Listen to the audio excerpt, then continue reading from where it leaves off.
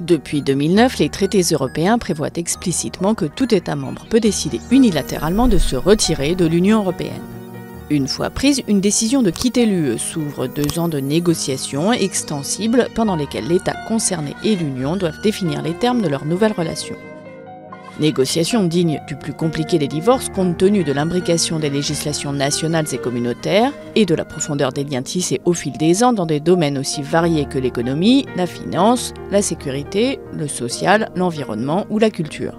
Un accord bilatéral sur mesure peut tenter d'être négocié.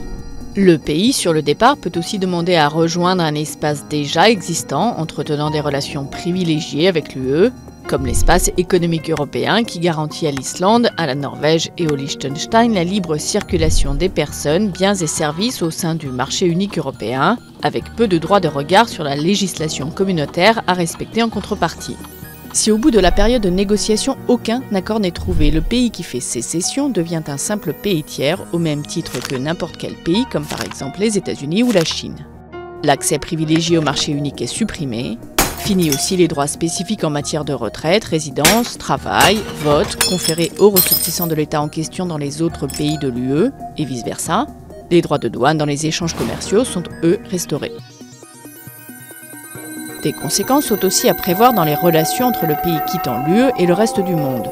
L'Union adopte souvent par exemple, en tant que bloc, des sanctions contre des pays tiers et négocie au nom de ses États membres des accords dans un certain nombre de domaines comme le commerce, le transport aérien ou l'environnement.